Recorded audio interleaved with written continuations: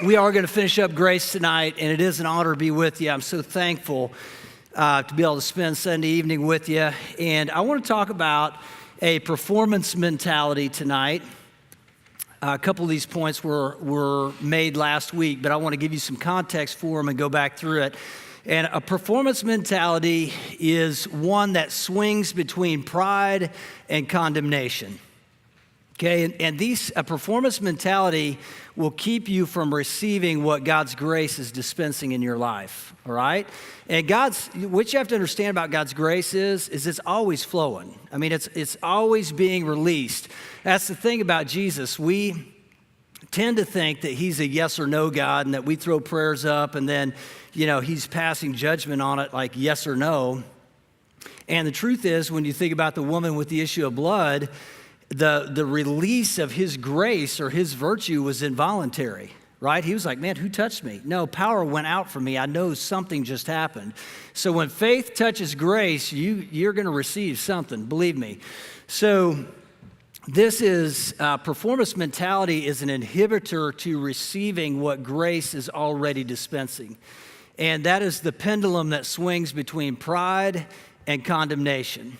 Okay, and so if you identify with these things, then there's a good chance that you're struggling with a performance-based mentality. And we're going to get into that in just a minute. Galatians 5:4 says, "You've been estranged from Christ, you who attempt to be justified by the law, for you have fallen from grace." So when we try to justify ourselves by our performance, we remove ourselves from being able to receive the dispensation of God's grace. It's not that God's grace stops, it's just that we remove ourselves from it. So we want to make sure tonight that we eliminate anything that smells of a performance mentality and place ourselves squarely underneath God's grace. Because let me tell you, people need you walking in God's grace. And I'm going to close with that tonight. We're going to talk about that just for a minute. So pride is the justification of self. Okay, we all would like, everybody's born with a fallen nature. So we'd all like to be able to justify ourselves before God and say, you know what, God, I have earned this. God, I deserve this. God, you owe me. God, I've been serving at church more than I've ever served at church. God, I'm giving more than I've ever given. God, I'm saying less cuss words than I've ever said in my life. And yet, you haven't performed this thing that I'm asking. That's a performance-based mentality that's rooted in pride. I recently was having a conversation with a friend of mine who's a pastor out on the East Coast. And we share a lot of things. And he was talking about something that he's believing God for that's pretty major. And over the last couple of months, he's gotten frustrated. And he's talking about giving up on this thing that he's been believing God for. And as we're talking about it, I said, man, it sounds like you're trying to let God off the hook. Like, hey, God, you owe me and you haven't performed. And so, I'm just going to let you off the hook for your promise in your own self-righteousness. Like you're passing judgment on God. That's what you're doing. And I said, man, that's a dangerous place to be because here's what you have to understand. You have a whole congregation of people that are going to follow the doctrine that you preach. So why do you want to compromise your doctrine and change who you believe God is? Because that doesn't change his nature. He's always true to himself. That just changes your perspective of who he is. Okay, so quit trying to earn it and tell him that you deserve it because you're a great pastor. And why don't you just receive what grace is dispensing? We're still friends. Okay, I'll just tell you that right now, we're still friends. If you know me, that's kind of the way I talk. So that's why I have like 3 friends. I've got Dubs, I've got him, and Pastor Bill. I wrote this in my notes here about the rich young ruler that, he wanted to justify himself by his actions, right? Isn't that really what he was trying to do? God, look at how awesome I am. What else do I need to do to show you how awesome I am? Man, you just set the hurdle, God, and you say how high, and I'm going to clear it. I mean, a man full of pride. But what Jesus was looking for was him to move his dependence from himself to Jesus. okay? Because pride is self-dependent. Like, I'm dependent on myself. I believe that I can make it happen. Okay, that's pride. Man, God, I don't need you other than you to dispense what I've just earned. That's what the rich young ruler was trying to do. And Jesus said, okay, let's just change all that. Sell what you have, give it to the poor, and come and follow me. In other words, remove everything that you're dependent on other than me.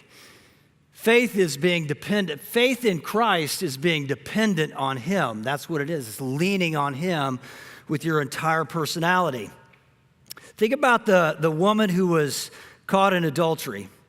You know, the guys, the men who brought this poor woman to Jesus, what a humiliating experience. They throw her at the feet of Jesus. He's drawing in the sand and kind of ignoring him, and there's this big crowd of hostile men holding stones. They didn't bring her and say, hey, Jesus, we caught this woman in sin, and we'd really like to find a way to bring healing in her life and bring restoration. How can you teach us how to walk her through, repentance and restoration? Is that how the story goes? No, there's no love in it at all. It was, they wanted to justify themselves by condemning her. That's what they were trying to do. They wanted Jesus to side with them and say, yeah, you guys are awesome. You're right. You caught her. Great job. Now let's kill her. Okay? But Jesus isn't about that. He was saying, listen, if you want to be justified by your performance, then you will also come under judgment. Okay? That's how this is going to work for you guys. And today, for me and for you. Listen, we've got two choices. We can live by the law. We can live under performance. And you're welcome to judge anybody that you want to judge. Feel free. Go ahead. But when you pass judgment, judgment also gets passed on you. I'd like to not have that. I don't know about you, but listen, I'd like to be in a judgment-free zone, which means that I have to relinquish my right to judge other people. It's why forgiveness is so important. Okay, so when we place ourselves in a position where we're judging and condemning, that means that we're operating in a performance mentality. We're beginning to move into a place of pride. So we have a choice. We can either live by performance and come under judgment, or we can give up our right to judgment and live under grace and mercy. It's one of the two. You can't have both. You can't pass judgment on people and then ask God to give you mercy. Okay, we have to dispense mercy. We receive it, we dispense it. We receive it, we dispense it. So pride wants to justify self. Pride wants to say, man, I deserve it. I earn this, God, and you owe me. God cannot connect with that. Condemnation, on the other hand, okay, so as Jeremy talked about last week, the older son represents pride. God, I've done all these things for you, yet you never even gave me a goat that I can make merry with my friends. And here the dad said, son, you've always been with me and all that I have is yours. I love it that the dad referred to him by position, not by performance. What did he call him? He called him a son. So the dad was identifying with position, the son was identifying with performance. But condemnation is the other side of the pendulum of a performance mentality, where people may do great for a while and they're like, man, God, you owe me, I've done all these things, and then boom, they hit a tree in the forest. And all of a sudden, condemnation comes in, and that is the punishment of self, with the underlying thought that I cannot be justified. I cannot be justified. That is condemnation. Now, there is a difference between admitting you failed and assessing yourself and passing judgment on yourself and condemning yourself and saying, I cannot be justified. There's no way I can receive this from God because what I've done, the life that I've lived is so heinous. Okay? So the devil wants to get you in a place of pride or condemnation. Either one works for him because both of them are rooted in a performance mentality. So, you go out, you've messed up, man, the next week you need something from God and you're thinking, when was the last time I sinned? Oh man, I did that last week. Shoot, man, God's not going to hear my prayers.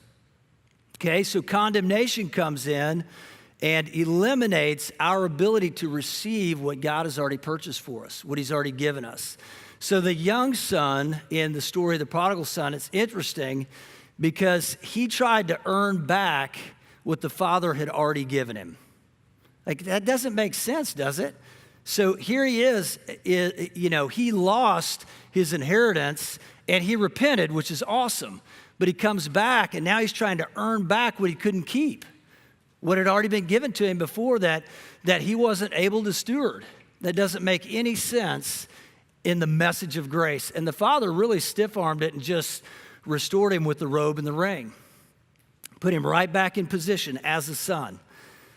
So it's important to say, listen, God, I failed, I repent, but that is different than allowing people to condemn you, allowing the devil to condemn you mentally, where you have condemning thoughts that come in and say, man, I can't be justified. I've gone too far.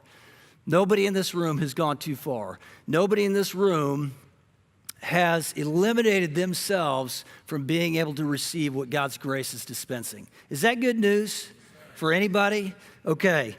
I'm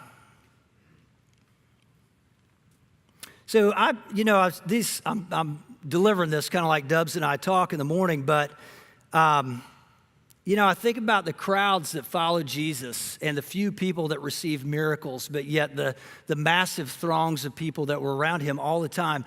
How many people do you think were in those crowds that were Pharisees that thought they had deserved it? But how many people do you think were in the crowd that thought, man, I'm not worthy and I'm condemned and I cannot be justified in Jesus' eyes?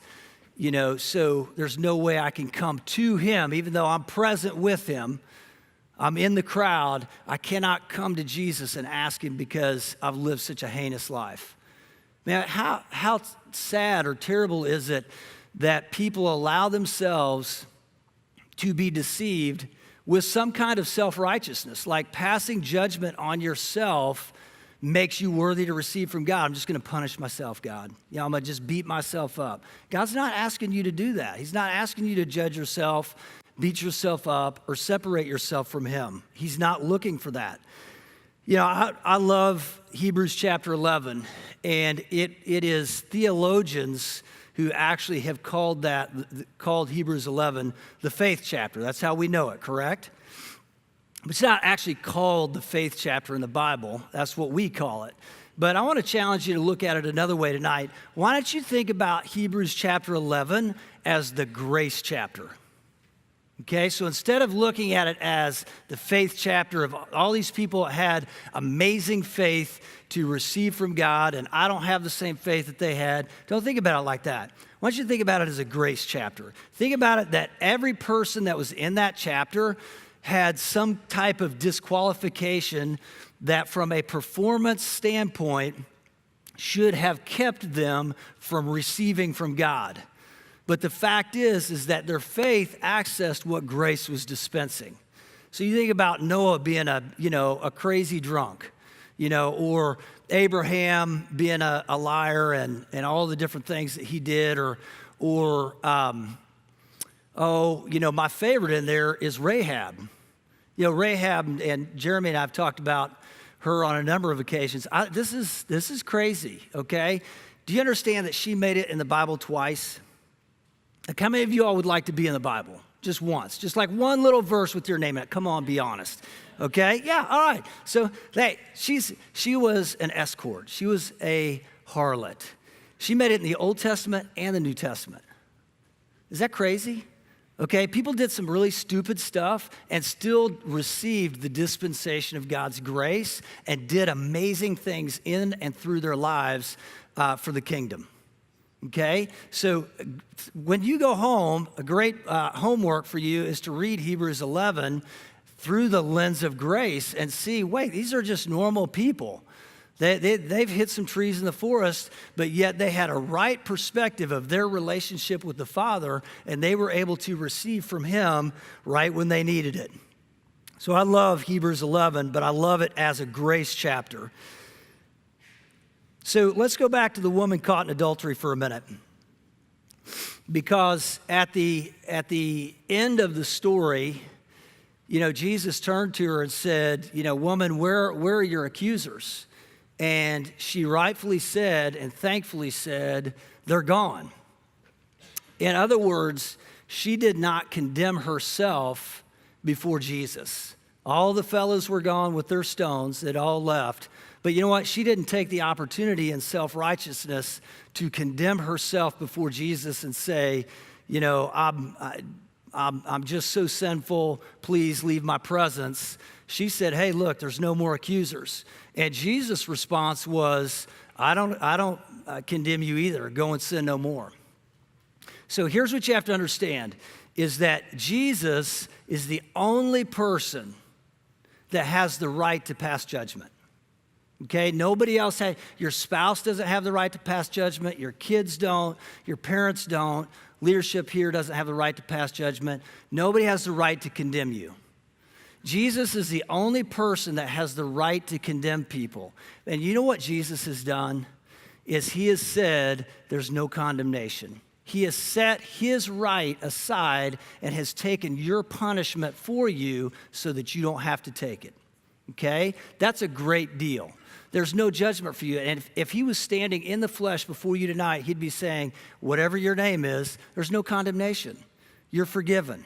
Okay? Go and sin no more. So we have to understand that all judgment has been removed. That's why it's last 2 weeks ago I talked about that God the Father sits on a throne of grace, and we come before him, we obtain his mercy, he greets you with mercy, and we find his grace, the dispensation of his provision to help in time of need.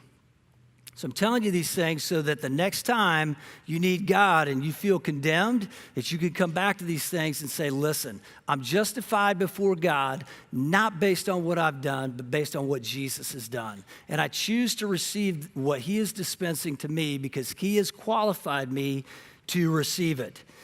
So, you're not disqualified. You know, if you write anything in your notes tonight, write that. Because there are the one thing that I've learned about the enemy is this, is that on a regular basis, he will try to convince me that I'm disqualified for whatever reason. And I'm not. I will never be disqualified. I'm just going to step into glory and go be with Jesus, okay, at some point. So, one of the great examples of somebody who went from a performance mentality to a grace-based mentality in the New Testament is Peter.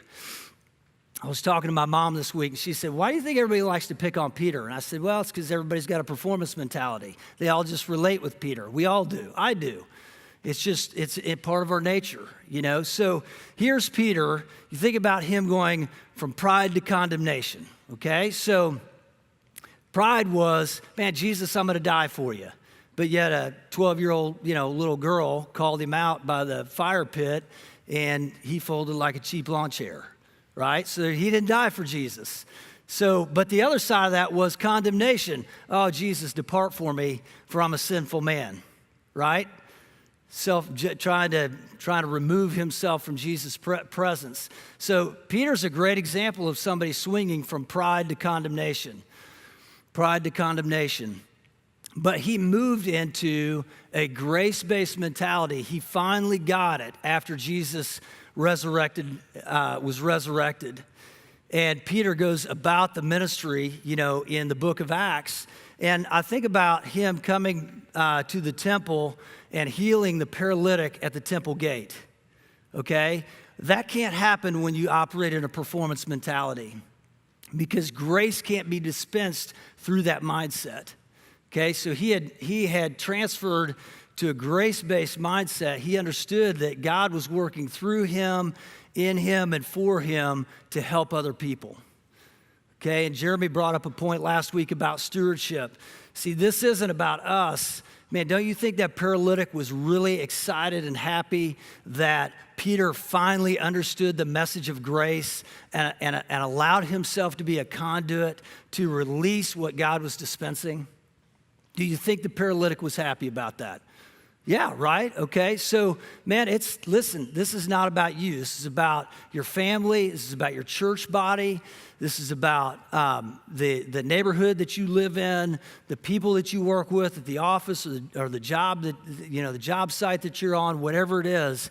People need you to dispense God's grace. That's all Jesus did. All he did was go around and take what was in heaven and dispense it to those in need here on earth. Okay, that was the extent of his ministry, pointing people to God through that. So I want to challenge you to set aside, identify areas in your life where you're operating in pride or condemnation and begin to weed those things out. You know, Roger's sitting in the crowd tonight. For years, he's talked about weeds and seeds, you know, what you sow and the weeds that are in there and pulling those things out. And man, we have to weed out pride and condemnation because they will impede us from being able to receive what God is dispensing to us. So with that, I'm going to go ahead and close because my time's about up. It's 6:30 on the dot. My man, Jeremy Bedell, you want to come up and set this up? Okay, thank you. Here we go, second mile, give it up.